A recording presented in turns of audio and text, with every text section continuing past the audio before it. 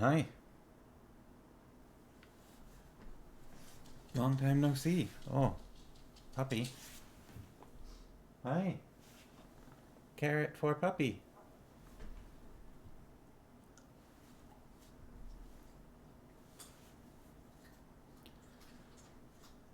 How's it going? A little bit further. There we go. That's better.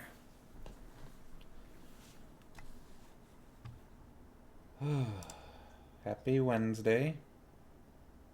Only 3 more days left in this year.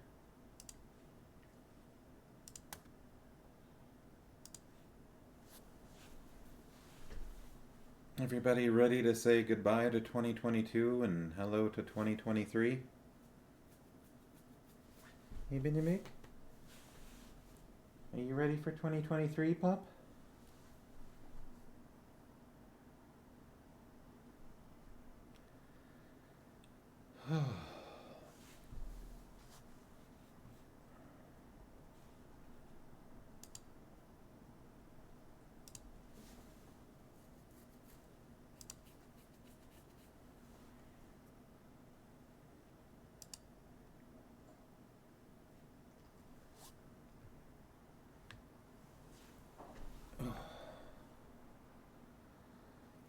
I am a bit tired today. I slept last night until like noon.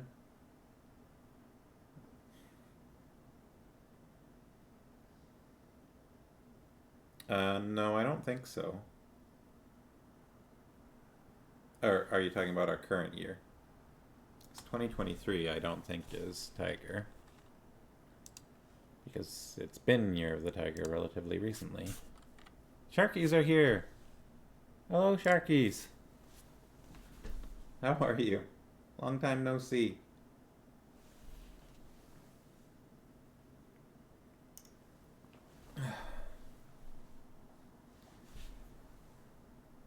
Benedict is waiting patiently for bits of carrot. You got the card, that's good.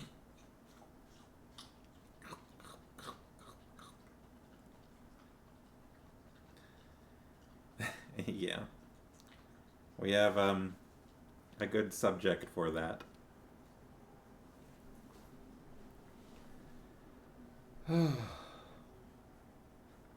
Elliot in particular says hello. Hello, Elliot in particular. I hope your holidays have been good.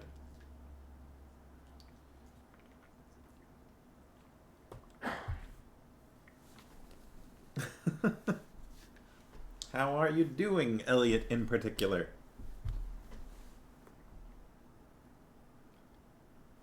It's kind of a funny name, isn't it? Elliot in particular. Thumbs up. Thumbs up.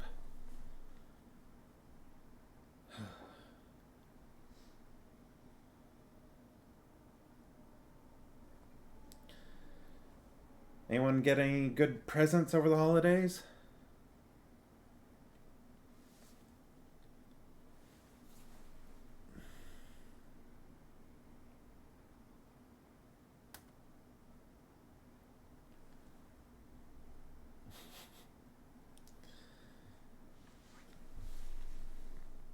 I'm gonna give you the puppy cam. It'll be shaky for a moment.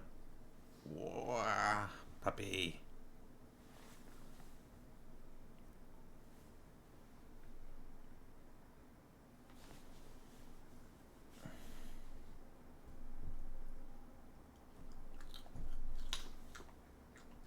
I think that's too many bees. I think it's only one bee in nibbling. I think.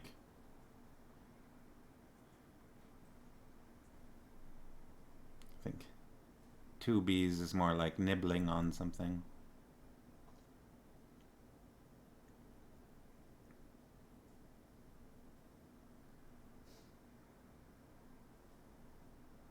What a cute pup. Whose only desire in life is one more piece of carrot, please.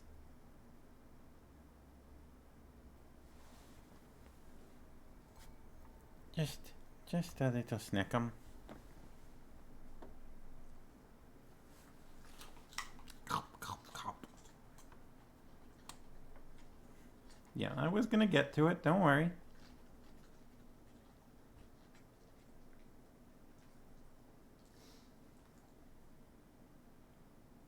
Right now it's puppy time. Okay. Going back up here. So you said pajamas, t-shirts, Lego in the house. There we go. What kind of Lego sets got distributed? I'll go grab the Totoro so Farmos can calm down.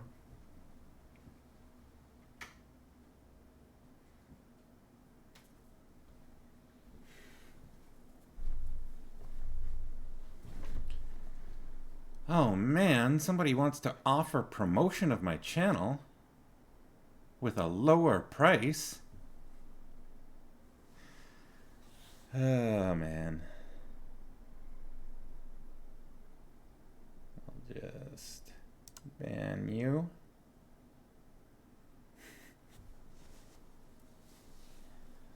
Look at this guy. Look at this little forest guardian who's already collecting Minibic fur. Lego friends. A knight riding a dragon. Oh man. It's super cool. Look at his little tail. So our nibbling hand sewed this all themselves. Singular. Got a little earring thing going on. Accessory. It's very cool. So this is what they gave Shannon. And then they also made something for me.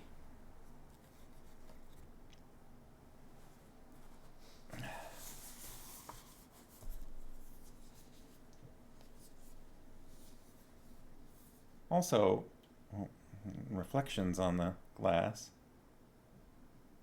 So sorry about the reflection of the camera.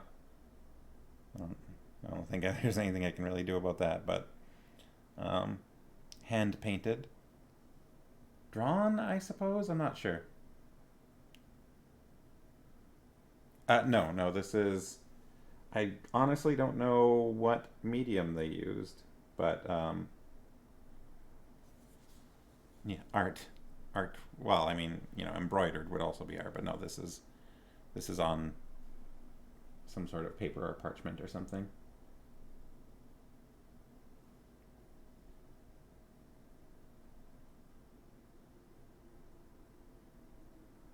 So that's definitely gonna have to find. Yes, yeah. It's gonna have to find a spot on the wall. They are very artistic.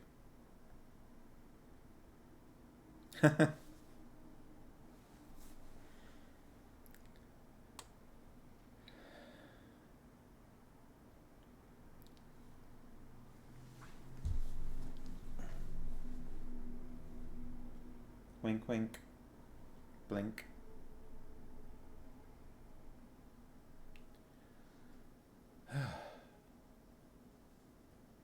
So yeah, I've been gone for a while. I haven't yeah,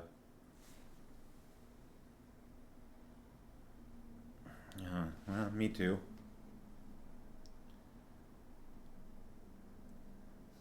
When would the last stream I did would have been? It would have probably been like either Wednesday the 30th or Friday the 2nd of December. Yeah. It was either of those days, so it was almost a month ago. And then we went to Mexico, and we both got sick. I got COVID. It caught me after, you know, just about 3 years. The first time we travel anywhere since prior to 2020. Um, and yep, I got COVID. And Farmouse got strep throat, but not COVID, impressively. Yeah, I don't know. I don't know if it was the airplane. I started getting symptoms on like the Friday night. Um, we arrived there on like Sunday evening, but we went into town, into Puerto Vallarta once, and it was a pretty full taxi, and I think our taxi driver on the return trip was sniffling. Um, so, and then 3 days after that. So I'm wondering if it was that taxi driver.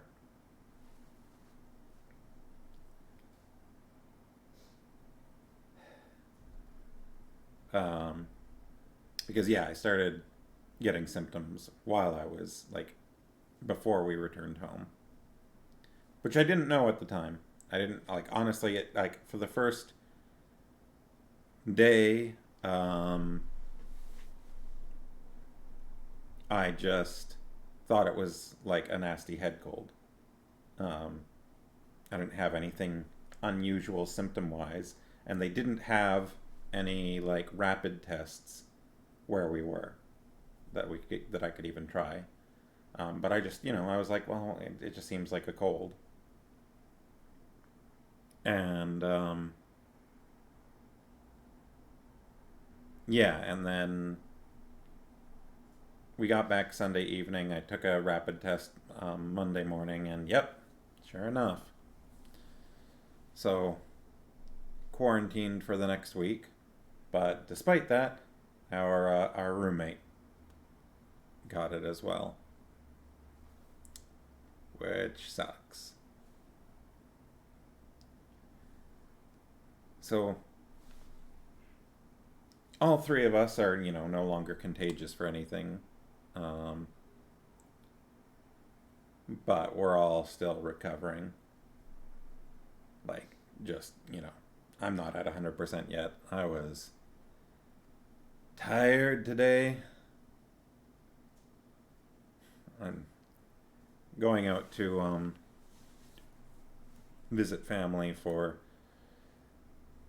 the 25th and 26th, and then we came back yesterday, and it was not a restorative visit for me, or I think for any of us really. I don't know. We were all feeling drained today. I think Puppy included. He got pretty stressed out at times. Yeah, Xmas wasn't that nice for me this year. Um, you know, it's one of those firsts, right?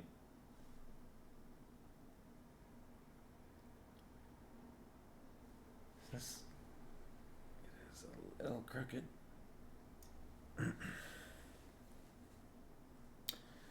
So, I think we left off in a pretty interesting place the last time we read Castle of Wizardry. In my copy, which isn't really relevant to anyone else, we are on page 62. Um, but our heroes had finally gotten to the safety of the stronghold in Algaria. Unfortunately, uh, Belgarath is apparently woken up, but after going through a bit of a crisis. But Aunt Pole is concerned and has spoken to Garion about this concern and nobody else. Concerned that he may have lost his magic through draining himself so thoroughly. So he's in bed rest, in enforced bed rest, broth and water, or maybe it was broth and milk. Um, he was asking for ale, but he's not getting that. Um, and our Garion met this girl who kept looking at him and who looked kind of maybe familiar, uh, who eventually he learned name was Adara. And I wouldn't be surprised if everyone went, oh no, not like another semi love interest or something like that.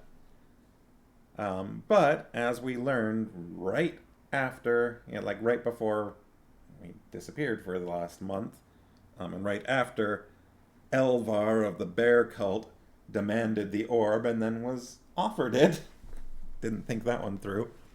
Um, Adara is, in fact, Garion's cousin. Um,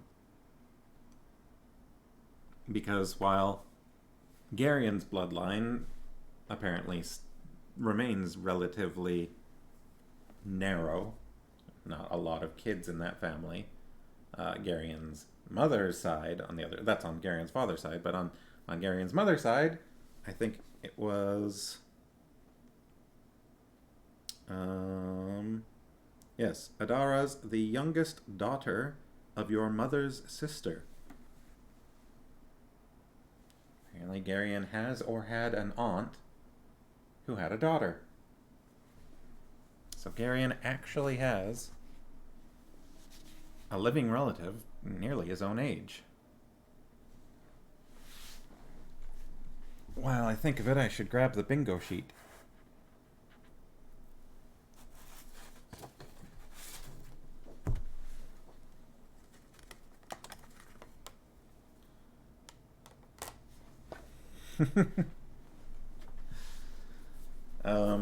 So far we've only marked off one space.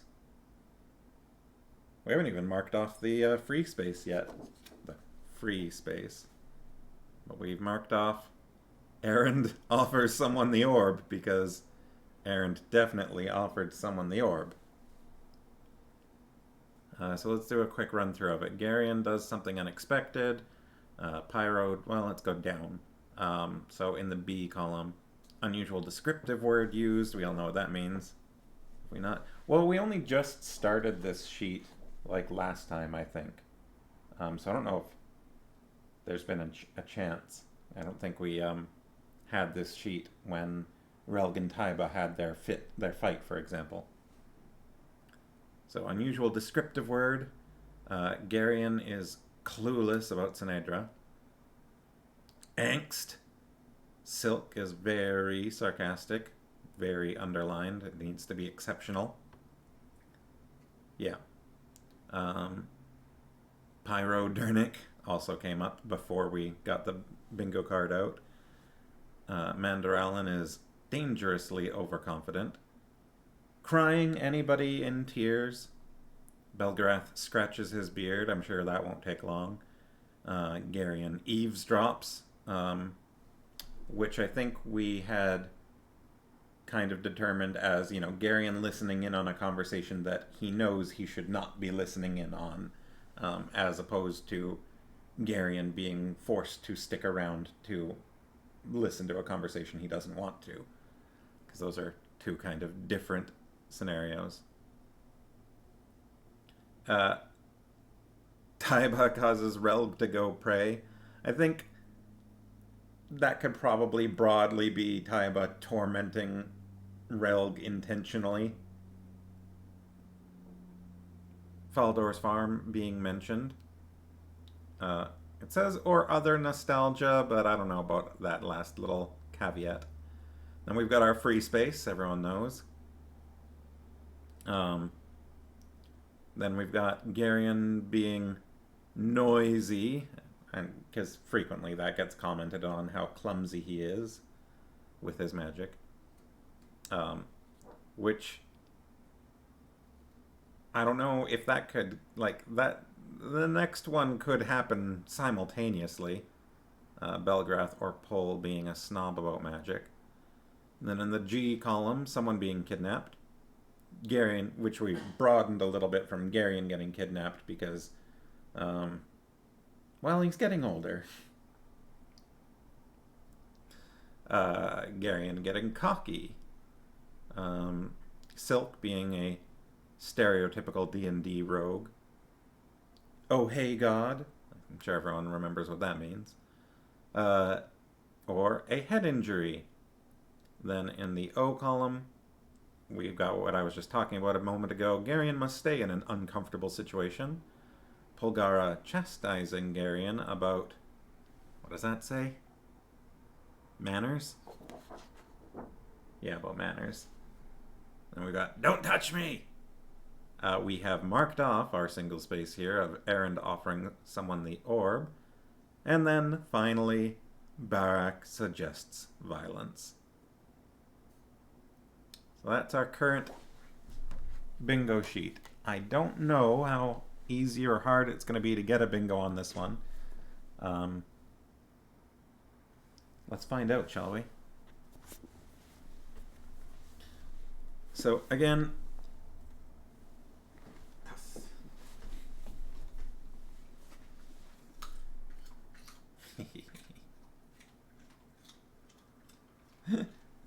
I love watching him crunch on carrots.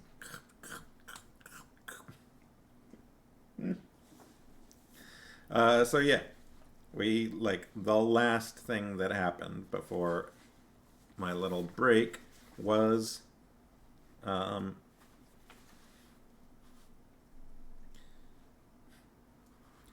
and Adara learning that they are cousins. We're on Chapter 7. I don't know how well my voice is going to last, but I'll do my best, and we'll find out. It doesn't feel like it's breaking yet, but I still have, like, just a little spot here that gets sore, so I'm going to try not to push it too hard.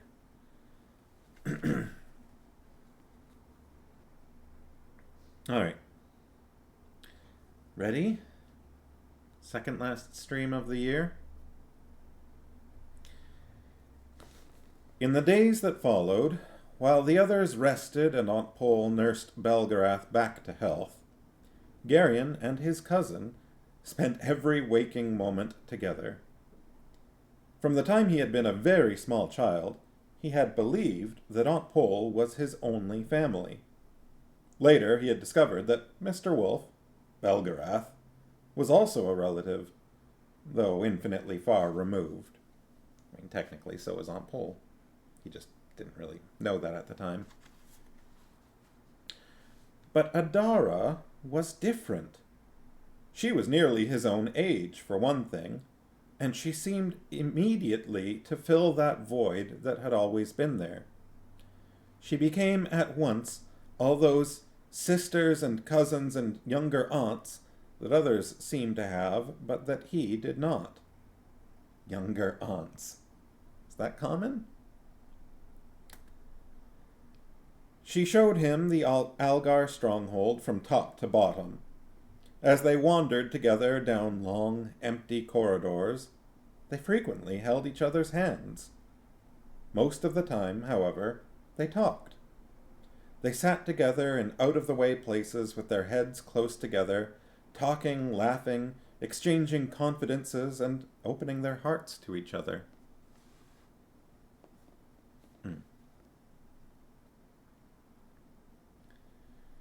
Garion discovered a hunger for talk in himself that he had not suspected. The circumstances of the past year had made him reticent, and now all that flood of words broke loose. Reticent? R-E-T-I-C-E-N-T. I thought there was a reticient where it was I-E-N-T. But this is just reticent, which I'm fairly certain means like reluctant to speak, reluctant to talk. Reticent.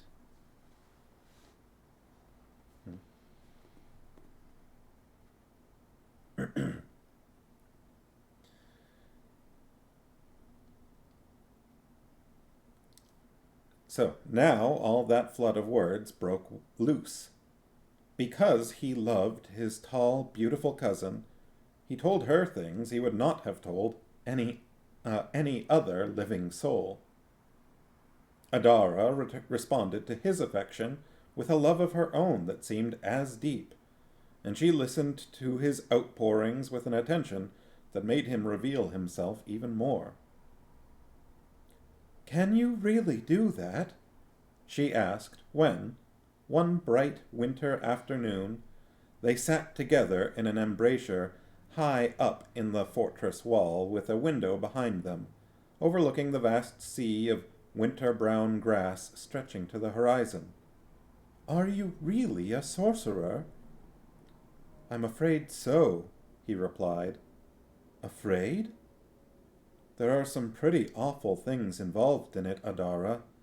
At first I didn't want to believe it, but things kept happening because I wanted them to happen. It finally reached the point where I couldn't doubt it anymore." "Show me," she urged him. He looked around a bit nervously.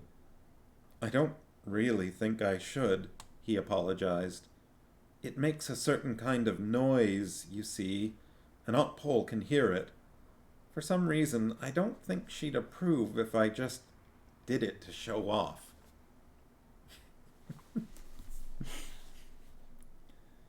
Necessary.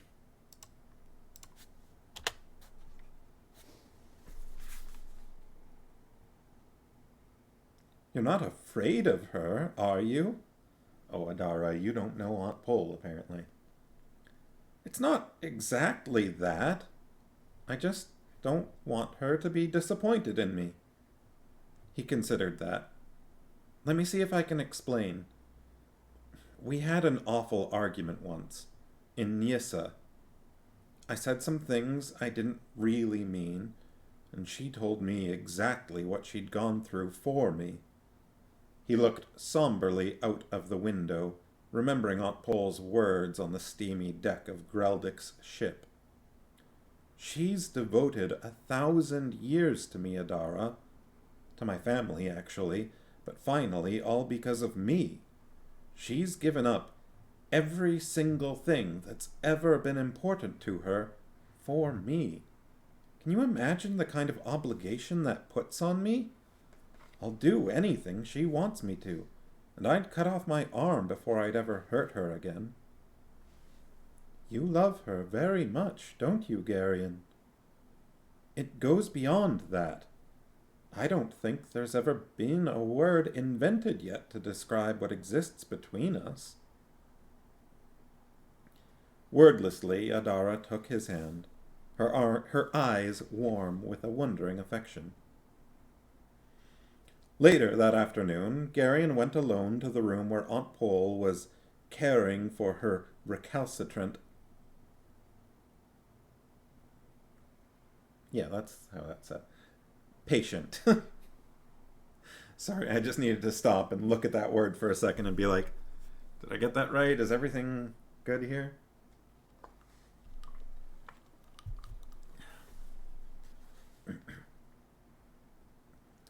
After the first few days of bed rest, Belgarath... Oh, I see. There's people talking outside. After the first few days of bed rest, Belgarath had steadily grown more testy about his enforced confinement. Traces of that irritability lingered on his face even as he dozed, propped up by many pillows in his canopied bed. Aunt Pole, wearing her familiar grey dress, sat nearby, her needle busy as she altered one of Garion's old tunics for errand.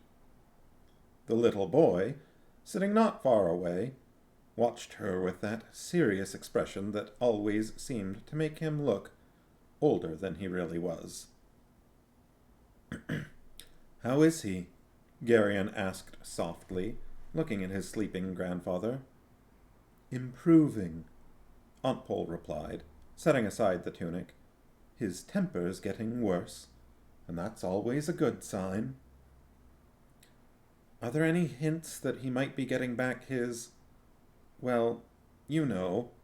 Garion gestured vaguely. No, she replied. Nothing yet. It's probably too early. Will you two stop that whispering? Belgarath demanded, without opening his eyes. How can I possibly sleep with all that going on?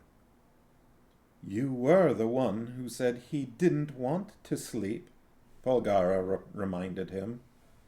That was before, he snapped, his eyes popping open. He looked at Garion. Where have you been? He demanded.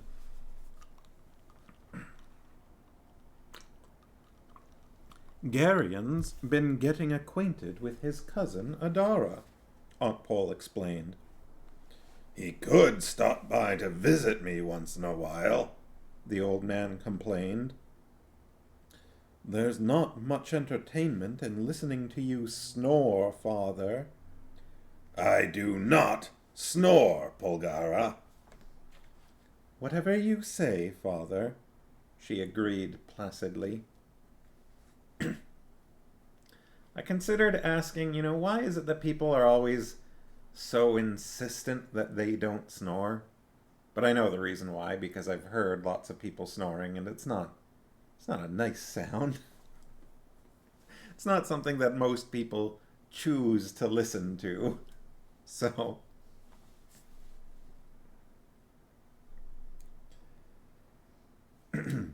Don't patronize me, Pole. Of course not, Father. Now, how would you like a nice hot cup of broth? I would not like a nice hot cup of broth. I want meat. Rare, red meat.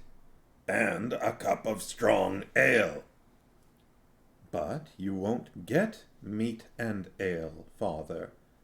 You'll get what I decide to give you. And right now, it's broth and milk. Milk?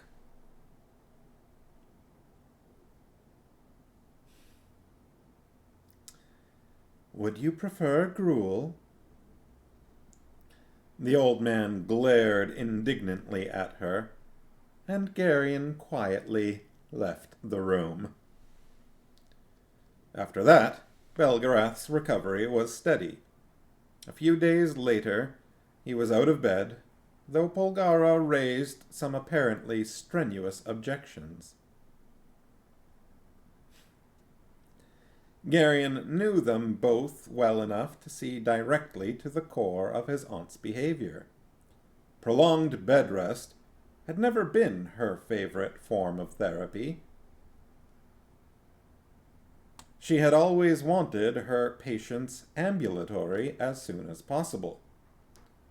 By seeming to want to coddle her irascible father, she had quite literally forced him out of bed. Even beyond that, the precisely calibrated restrictions she imposed on his movements were deliberately designed to anger him, to goad his mind to activity. Never anything more than he could handle at a given time, but always just enough to force his mental recovery to keep pace with his physical recuperation. Her careful manipulation of the old man's convalescence stepped beyond the mere practice of medicine into the realm of art. Wow. When Belgarath first appeared in King Chohag's hall, he looked shockingly weak. He seemed actually to totter as he leaned heavily on Aunt Pole's arm, but a bit later, when the conversation began to interest him, there were hints that this apparent fragility was not wholly genuine. The old man was not above a bit of self-dramatization once in a while, and he soon demonstrated that no matter how skillfully Aunt Pole played, he could play too. Is this angst? This feels more like a competition. It was marvelous to watch the two of them subtly maneuvering around each other in their elaborate little game. The final question, however, still remained unanswered. Belgarath's physical and mental recovery now seemed certain, but his ability to bring his will to bear had not yet been tested. That test, Garion knew, would have to wait. Quite early one morning, perhaps a week after they had arrived at the stronghold, Adara tapped on the door of Garion's room. Even as he came awake, he knew it was she. "Yes?" he said through the door, quickly pulling on his shirt and hose. "Would you like to ride today, Garion?" she asked. "The sun's out, and it's a little warmer." Warmer. Blech.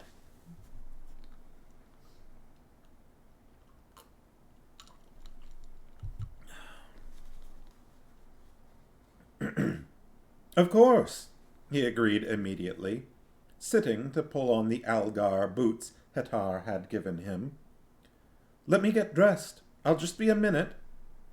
"There's no great hurry," she told him. "I'll have a horse saddled for you and get some food from the kitchen. You should probably tell Lady Polgara where you're going, though. I'll meet you in the west stables." "I won't be long," he promised. Aunt Pol was seated in the great hall with Belgarath and King Chohag, while Queen Silar sat nearby, her fingers flickering through warp and... woof? Warp and woof? I've heard warp and weave or warp and weft. I've never seen warp and woof before. W-O-O-F. Is that... am I just wrong?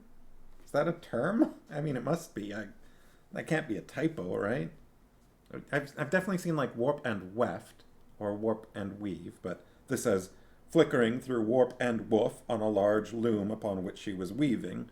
So I suppose warp and weave would be a little redundant. Although it's a separate term, I guess. But this isn't familiar with woof. It sounds off, right? Is that just me?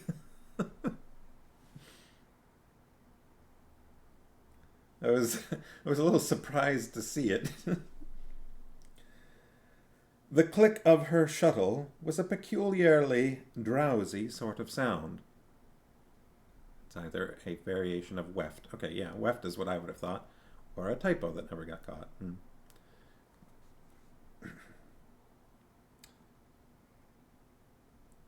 "Travel's going to be difficult in midwinter," King Chohag was saying.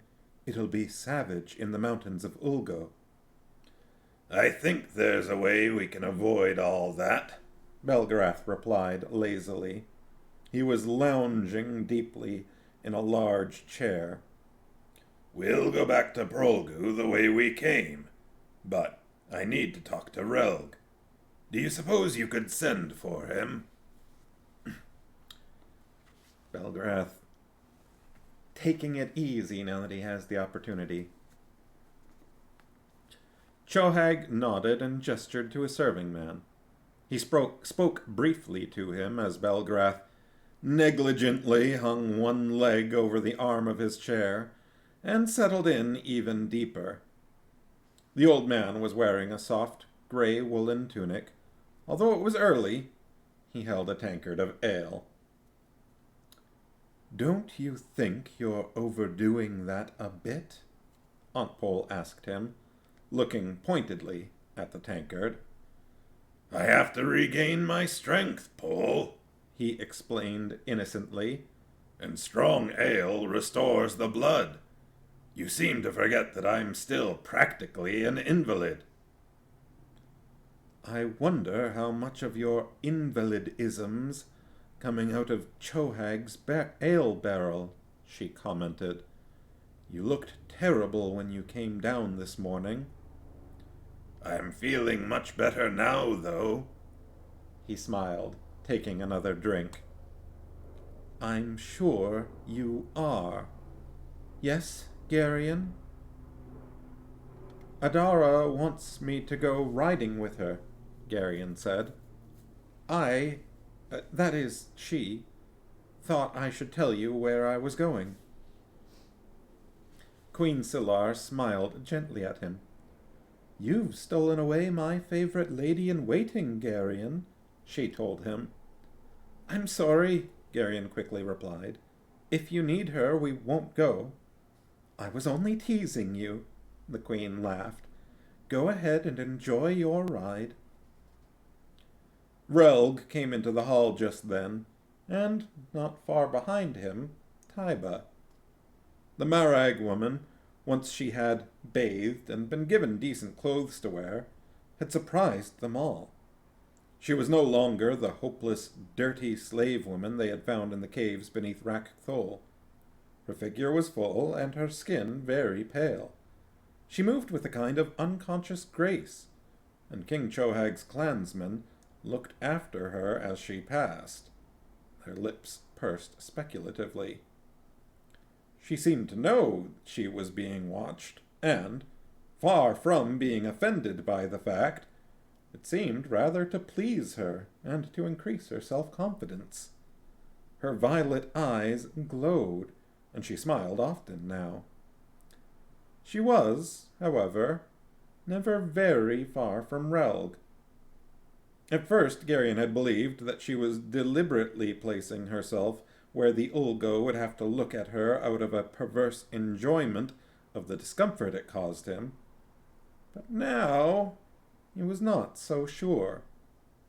She no longer even seemed to think about it, but followed Relg wherever he went, seldom speaking, but always there.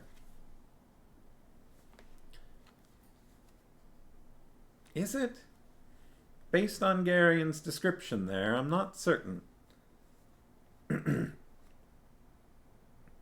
You sent for me, Belgarath? Relg asked. Some of the harshness had gone out of his voice, but his eyes still looked peculiarly haunted. Ah, Relg, Belgarath said expansively. There's a good fellow. Come, sit down. Take a cup of ale. Water, thank you, Relg replied firmly. As you wish. This is gonna be a little rough. I might need to tone down both of them a little bit for this. Belgarath shrugged. I was wondering, do you by any chance know a route through the caves of Ulgo that reaches from Prolgu to the southern edge of the land of the Sendars? That's a very long way, Relg told him. Not nearly as long as it would be if we rode over the mountains, Belgarath pointed out. There's no snow in the caves, and no monsters. Is there such a way? There is, Relg admitted. And would you be willing to guide us? The old man pressed. If I must, Relg agreed with some reluctance.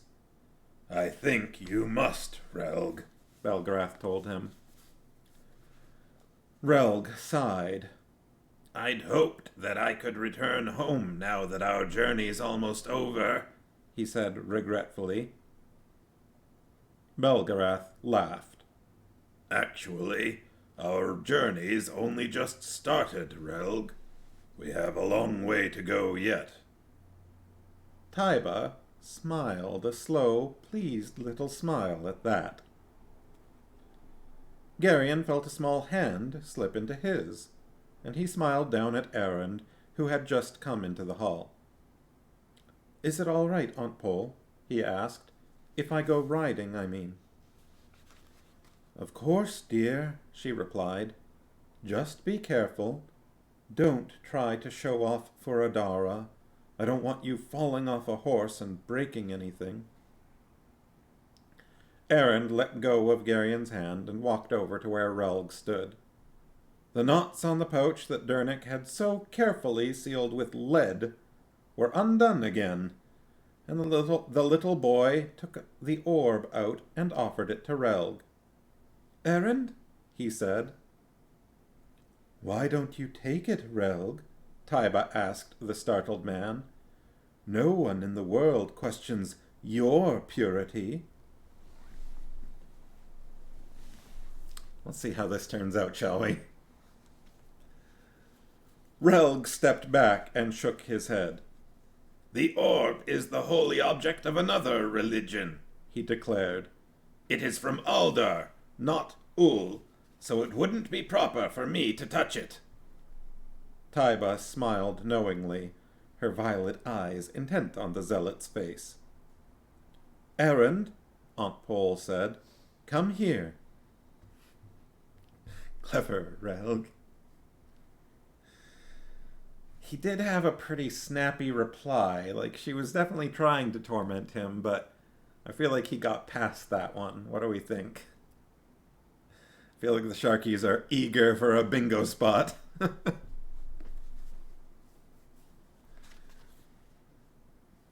Also, I don't think it particularly applies, but unusual descriptive word versus woof. Farmhouse thinks we should wait for a better one.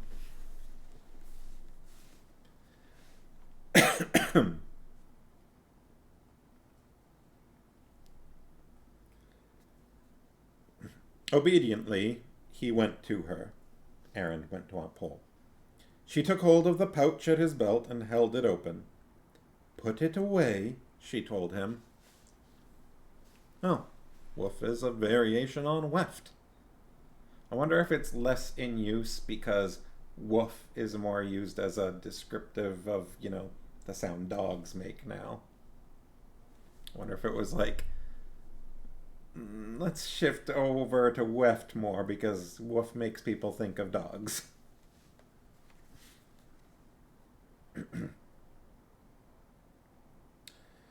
Erend sighed and deposited the orb in the pouch.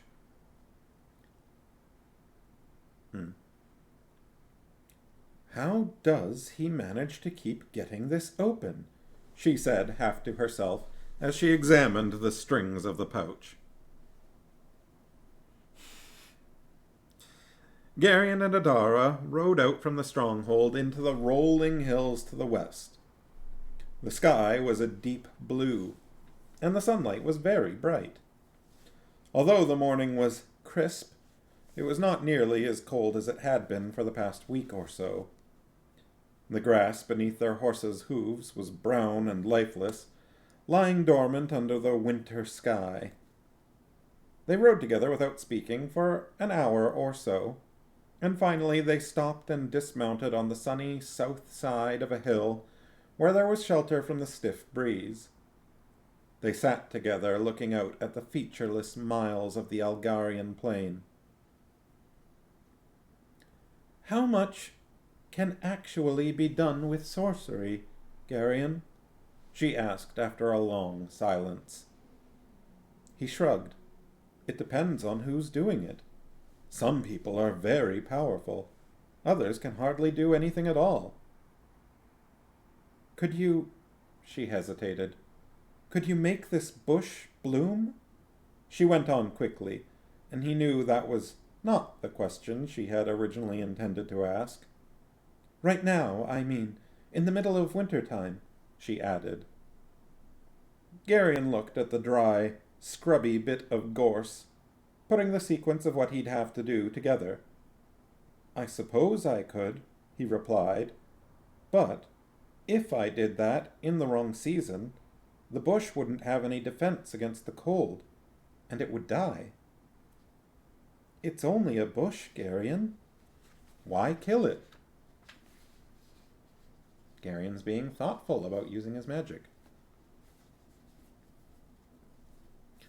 She avoided his eyes. "Could you make something happen for me, Garion? She asked. Some small thing. I need something to believe in very much just now. I can try, I guess. He did not understand her suddenly somber mood. Ooh, this might be angst territory. How about something like this? He picked up a twig and turned it.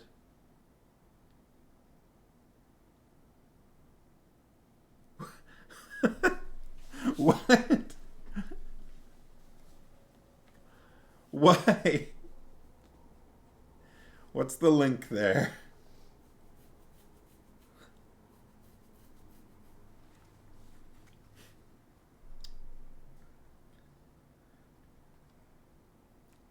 I see. Okay.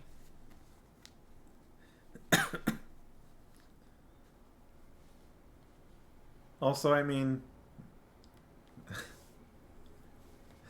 that's the exception, though. I mean, he has been shaving for some time now.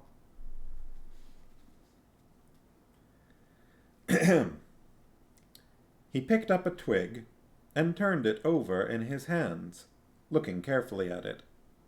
Then he wrapped several strands of dry grass around it and studied it again until he had what he wanted to do firmly in his mind. When he released his will on it, he did not do it all at once, so the change was gradual. Adara's eyes widened as the sorry-looking clump of twig and dry grass was transmuted before her. It really wasn't much of a flower. It was a kind of pale lavender color, and it was distinctly lopsided. It was quite small, and its petals were not very firmly attached. Its fragrance, however, was sweet, with all the promise of summer. Garion felt very strange as he wordlessly handed the flower to his cousin. The sound of it had not been that rushing noise he'd always associated with sorcery. Not that sound, but rather was very much like the bell tone he'd heard in the glowing cave when he'd given life to the colt.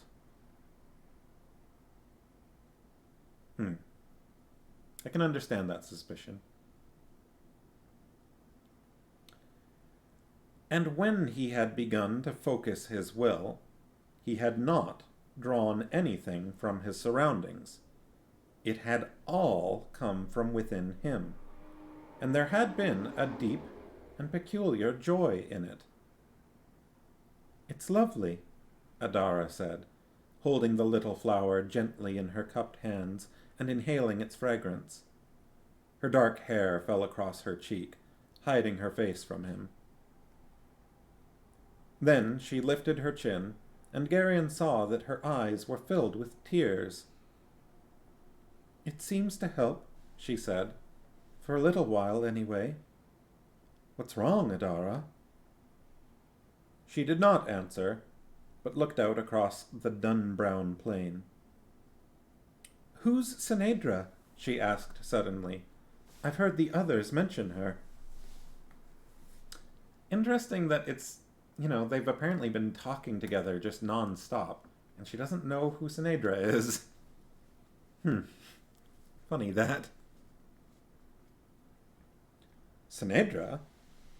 She's an imperial princess, the daughter of Ran Baroon of Tolnedra.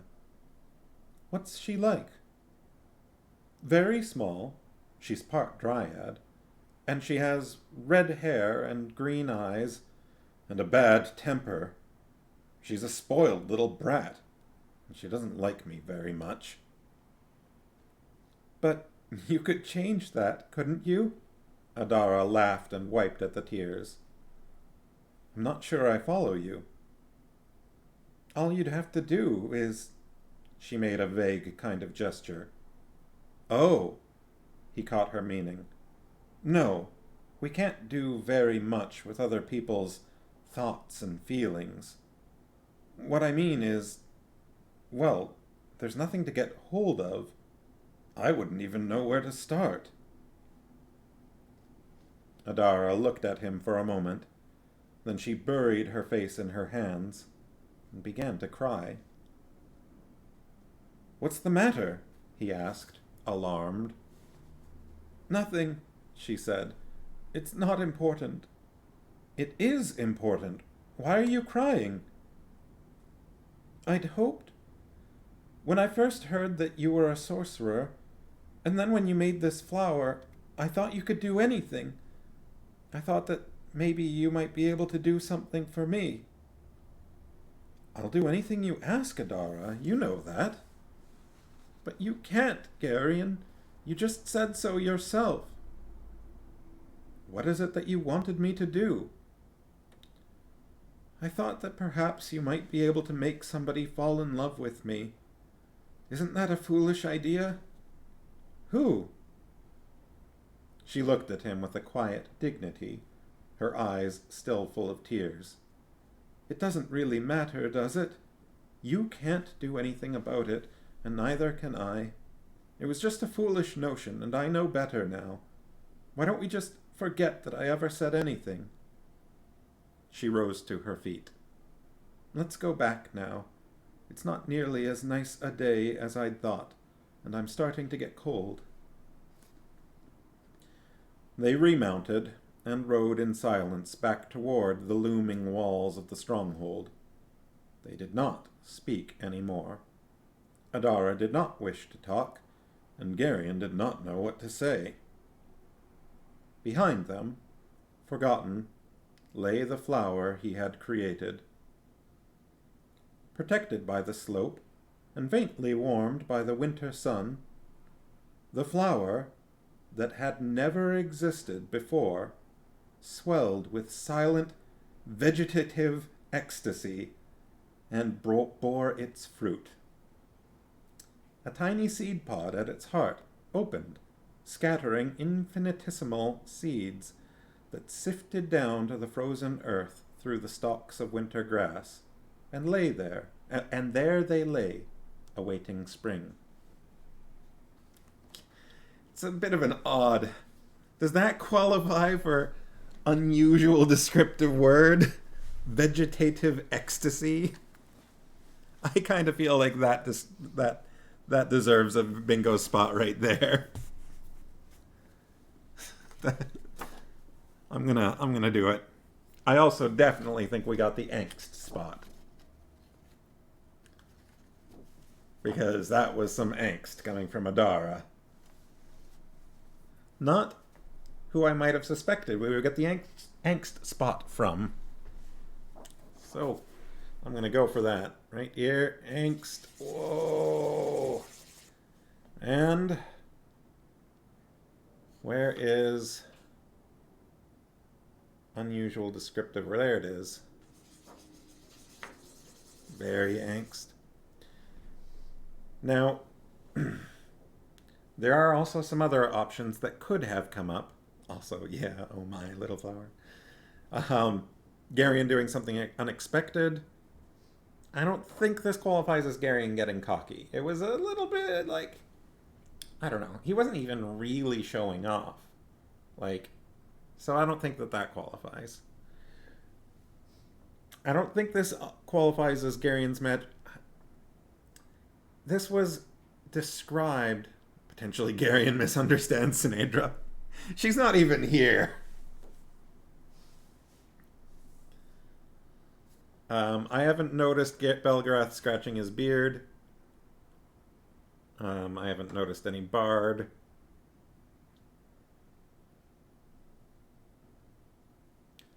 So I suppose the ones that I would wonder about would be Garion doing something unexpected, because he did just create an entirely new flower. Or, well, there's two others. Taiba causes Relg to go pray. She took a shot at him, but she had no follow-up. And then, finally, Garion's magic being noisy, because it was kind of the sound it made was sort of a focus there, in that it was an unusual, different sound. It was that bell sound. She asked him to do something. So it wasn't, I guess, nobody was really like, yeah, okay. So that one's out. Okay. That one's voted out. What about Taiba and Relg, or the sound of the magic? You. Yeah, that's like, it was definitely described as that it was quieter, but it was that sort of bell. How it happened was a bit of a surprise to him. Yeah, that's true. It was unexpected. Well, he definitely focused on what he wanted to do, so he knew it was coming. And Relg didn't get that flustered. Yeah, he had a swift counter to her barb. So maybe it's just those two for now. Which means we have 2 in the B column and 2 in the 4th row.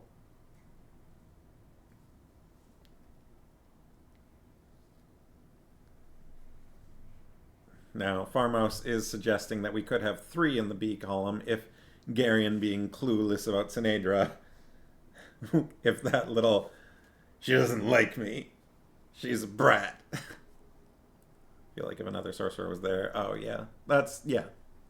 If somebody else had been there that knew anything about what was going on, then this one would probably get checked off. She is a brat? Yes, that's true. I mean, she probably thinks she does. Although, did she have a revelation about that? I think she kind of did, didn't she, the last time we saw her?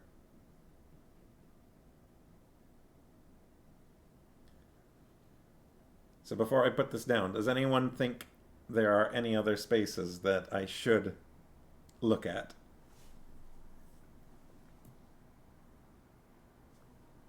Parnos doesn't think so.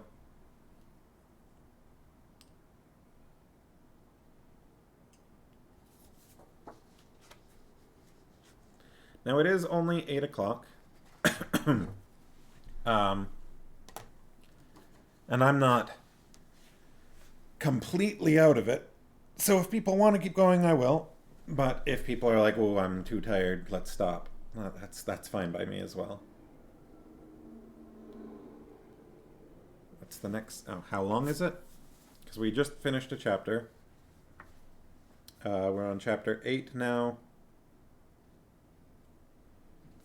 which is not terribly long. It goes from page 69 to page 77. So that's what, 8 pages? Closer to 7 pages, because it's like a half a page. Starts with a half and ends with a half. So it's about 7 pages in my copy.